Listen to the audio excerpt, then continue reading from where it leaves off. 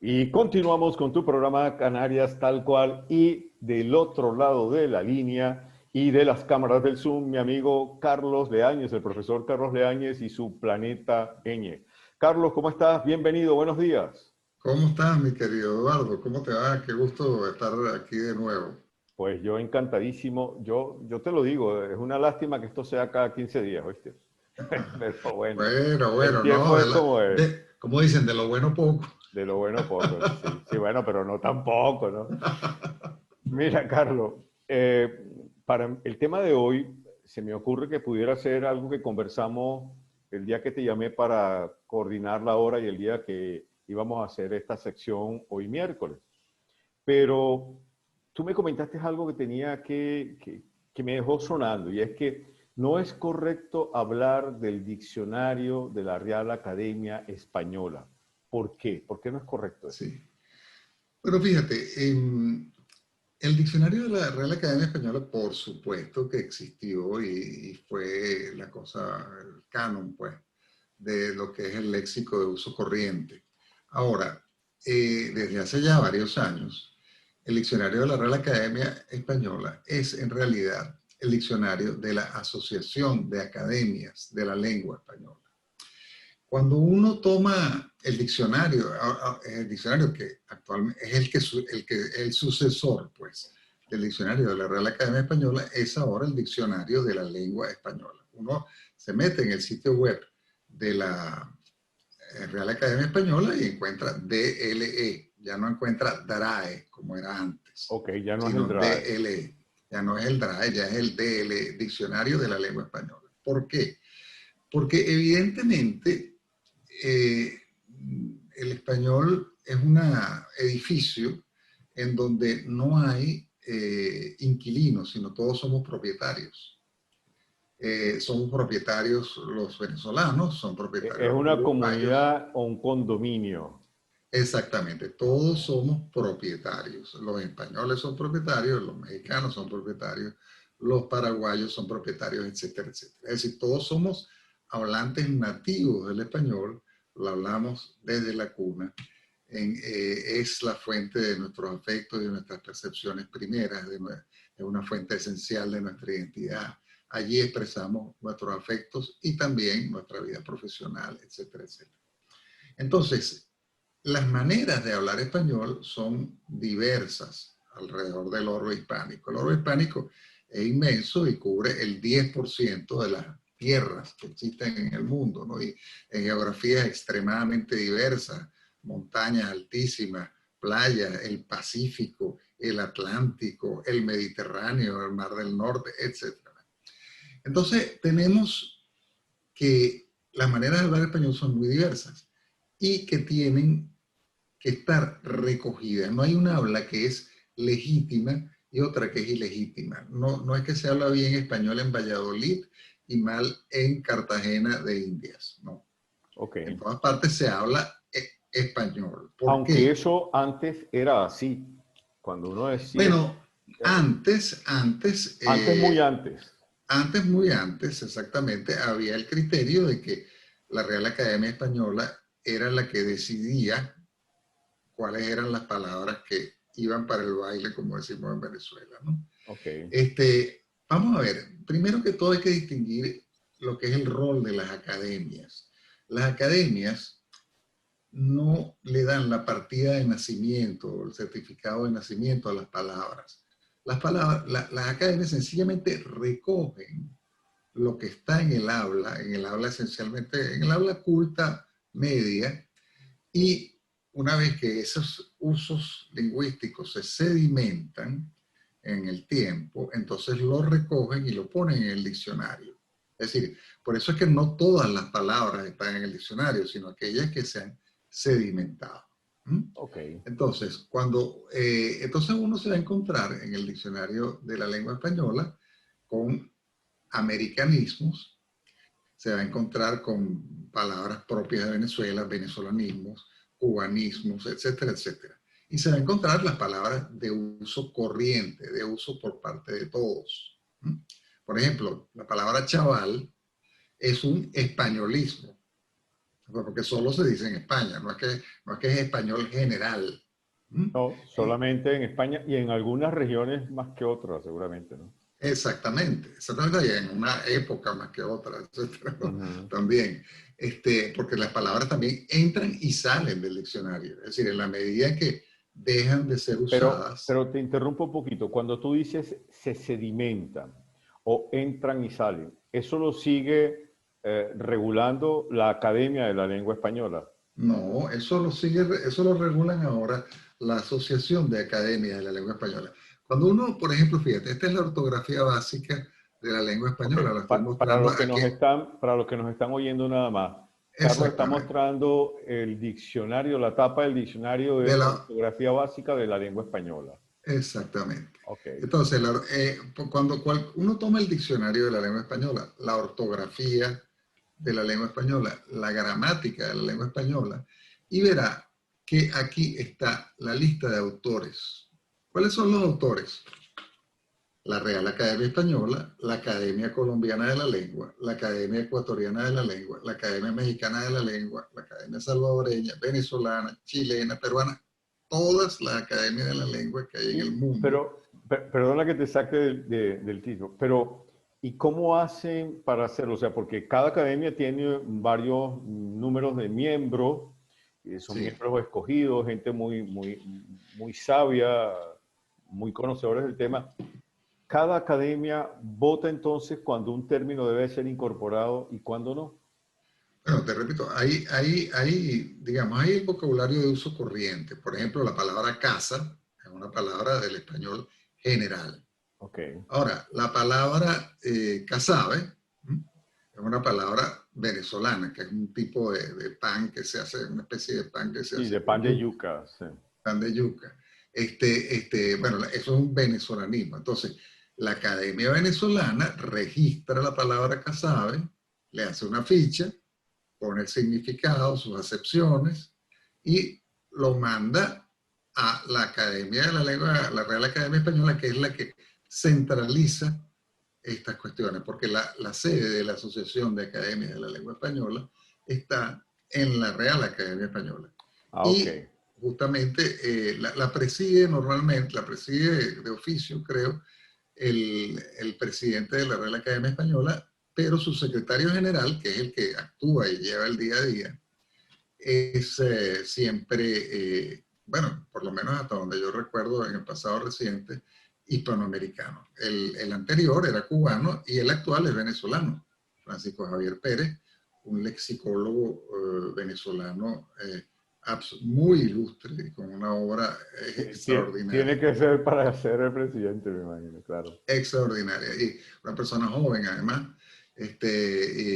pero realmente extraordinaria persona y un extraordinario profesional, una persona con dotes humanas porque es muy importante esto de las dotes humanas cuando tú estás congregando a toda la hispanidad en torno a una institución. ¿Mm? Claro. Entonces, porque tienes que lidiar con cubanos, mexicanos, españoles, ecuatorianos, etcétera, etcétera, ¿no? Que toda una diversidad, no solo lingüística, sino también pues hay cambios de uso y maneras y de abordar las cosas, ¿no? Entonces, por ejemplo, cuando la palabra es específica de un territorio acotado, entonces es registrada como un chilenismo, un venezolanismo, etcétera. Ok. Y cuando no, es sencillamente español general. Pero lo interesante es que cualquier persona que abra el diccionario de la lengua española, o sea, que ya la gente tiene que estar consciente de que ya no existe el diccionario de la Real Academia Española. No porque dejó de existir, sino porque se tomó nota de lo que ya se venía haciendo desde hace tiempo. Es decir, esto es un trabajo conjunto de todos los propietarios de la lengua española, que son todos los hispanohablantes del mundo, congregados en torno a sus respectivos países. Y fíjate tú que, ¿Y como esto curioso, desde cuándo está ocurriendo, Carlos? Más o eso está menos desde cuándo. ocurriendo, oye, no, ahorita me pillas, pero las políticas panhispánicas, si mal no recuerdo, comienzan muy a finales del siglo XX, a finales de la década de los 90, comienzos del siglo XXI.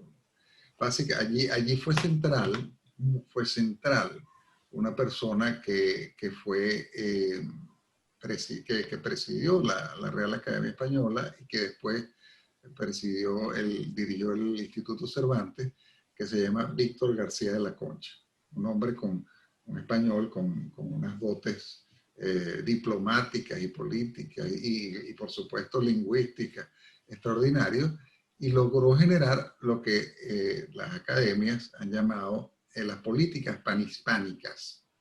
Esto es muy importante, porque el diccionario es fruto de la política panhispánica. Qué ¿Qué significa eso, ¿no? panhispánica?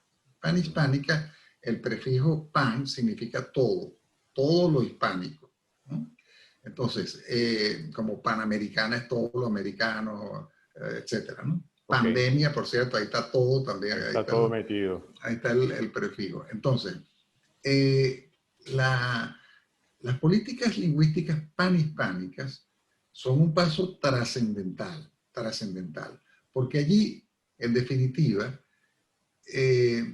Madrid deja de ser el centro de la lengua, como es normal, y pasamos todos los hispanohablantes a estar en pie de igualdad en torno a lo que tiene que ver con el trabajo del corpus de la lengua. ¿Qué es lo que se llama el corpus de la lengua? Es el cuerpo de la lengua y se trabaja básicamente en torno a 3 vectores. Uno es el léxico de uso corriente que se refleja en el diccionario. Otro es la gramática, que tiene que ver con la morfosintaxis, por ejemplo, Sí. de manera correcta. Y la otra es la ortografía, que es la manera correcta de escribir las palabras, y no solo escribir las palabras, sino los espacios en blanco, las sangrías, etcétera, etcétera. Disponer las palabras sobre la página. Entonces, todo este trabajo que tiene que ver con el corpus de la lengua, ahora es realizado, antes venía siendo realizado así, pero ahora ya esto está plenamente reconocido, consagrado, institucionalizado y es operativo en términos panhispánicos. Esto es algo extraordinario, esto no lo tienen las otras grandes lenguas. Es decir, uno ve, por ejemplo, que el árabe es una lengua hablada de maneras tan diversas que la intercomprensión entre personas que hablan árabe es muy difícil. Uno ve, por ejemplo, los diversos acentos que tiene el inglés. Bueno, que la intercomprensión entre hablantes de inglés, por ejemplo, una persona que tiene un acento de Trinidad con respecto a uno que tiene un acento de Australia y otro que tiene un acento de Escocia, la verdad es que las diferencias pueden entorpecer muchísimo la intercomprensión. Cuando uno ve las diferencias que hay en ortografía entre el portugués de Portugal y el portugués de Brasil, entre el inglés de Inglaterra y el inglés de los Estados Unidos, etcétera, todo eso no existe en español. En español se ha logrado. Qué bueno, ¿no? Qué sólido entonces es en ese sentido. Absolutamente, absolutamente. Esto es extraordinario porque, es decir, es importante para aprovechar el código bien. El código tiene que estar bien calibrado. Entonces, el código de la lengua española está consensuado entre todos sus integrantes, entre todos sus dolientes o propietarios, digamos, a nivel de gramática, a nivel de léxico y a nivel de ortografía. Esto es algo extraordinario. En francés no existe esto, por ejemplo, tampoco. Fíjate que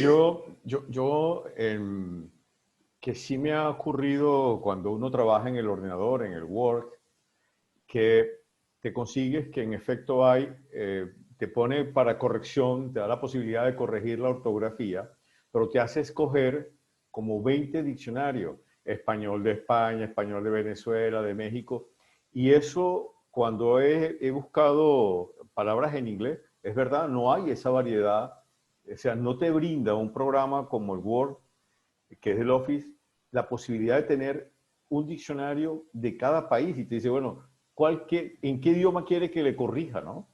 Sí, Es una claro, cosa increíble. sí te confieso que eso a mí me parece un tremendismo, ¿no? Porque es un poco también como decir que hablamos lenguas distintas, ¿no?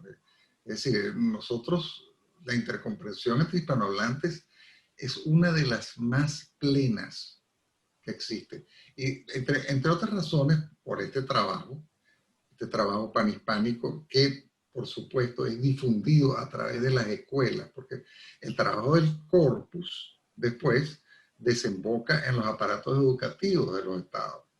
Y los estados entonces, que enseñan la lengua a nivel formal, se hacen eco de estos trabajos y entonces hay una uniformidad que permite una continuidad de comprensión, lo que permite que nosotros nos entendamos a pesar de vivir en sitios tan distintos y tan lejanos.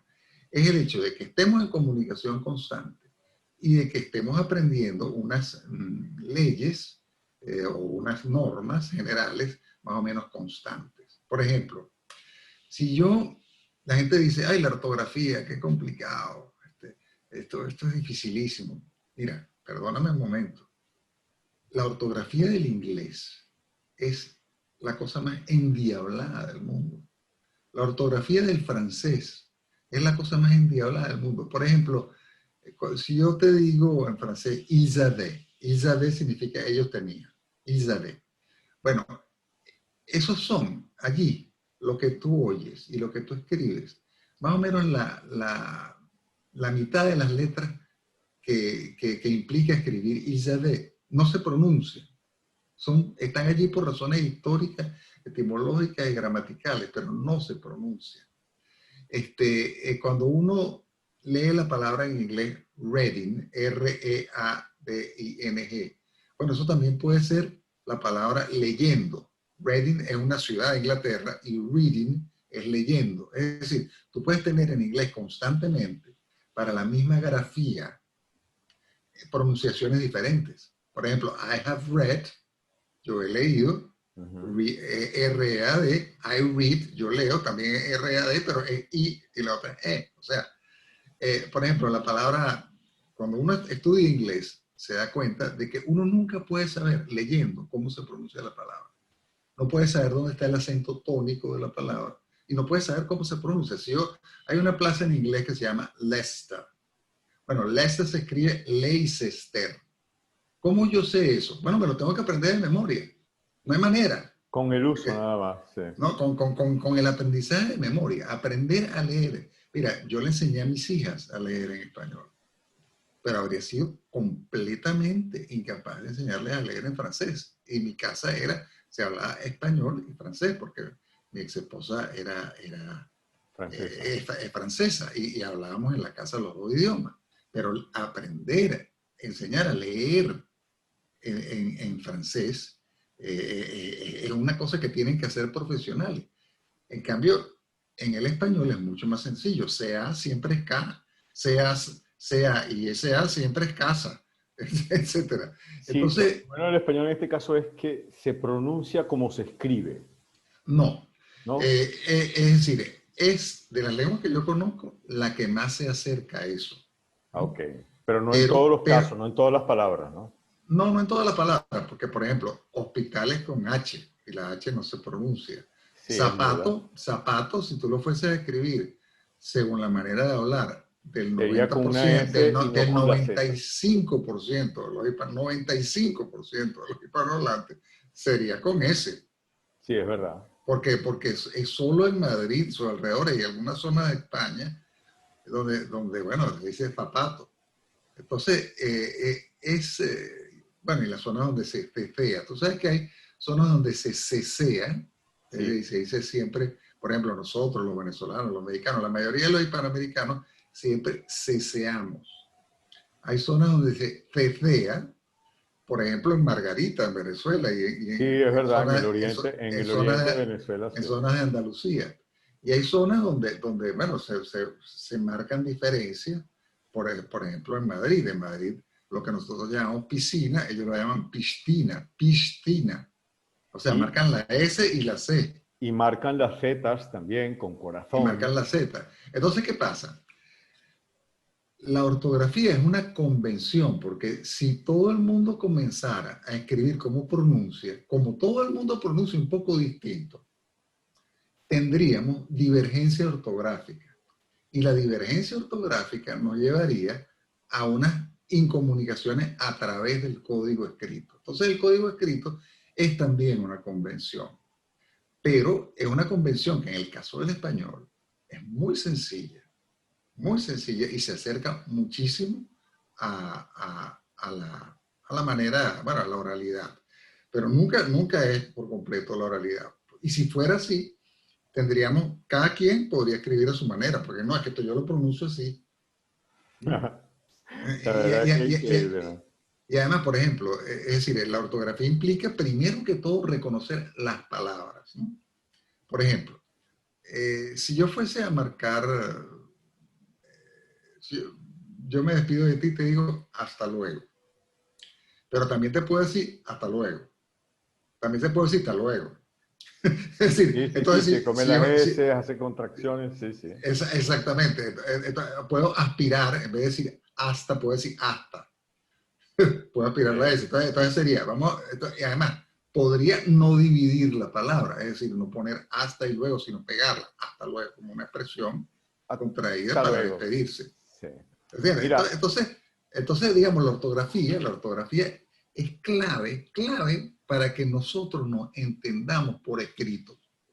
Porque si cada quien hablase como pronuncia, nos encontraríamos con 500 versiones diferentes de oye, todo. qué interesante, Carlos. Mira, nos queda un minuto para despedirnos, pero entonces, en definitiva, ya no hay más Drive, hay diccionario de la lengua española, Ya no hay el más DRAE, hay DLE. diccionario de la lengua española y todo esto gracias a las políticas panhispánicas que tienen una historia larga, pero que se agudizaron y se intensificaron y se trabajaron muy bien, sobre todo bajo la égida de Víctor García de la Concha, que presidió la Real Academia, que dirigió el Instituto Cervantes, hizo un trabajo extraordinario. Y la Asociación de Academias de la Lengua Española, para mí, es la institución que representa de la manera más cabal lo que debe ser la gestión de los asuntos que tienen que ver con la cultura en español. Pero bueno, eso lo hablaremos en el próximo En programa. el próximo programa dentro de 15 días, si es que no te convenzo antes de hacerlo semanal. Chao, Carlos. La verdad es que ha Bueno, sido un gran placer escucharte y la verdad es que yo termino siempre estas secciones contigo lleno de información y de cultura que yo estoy seguro nuestros oyentes también. qué bueno, qué bueno. Esa es la idea. Bueno, Muchísimas gracias, Eduardo. gracias, Carlos. Que estés Hasta dentro bien. de 15 días. Adiós. Claro que sí. Cuídate.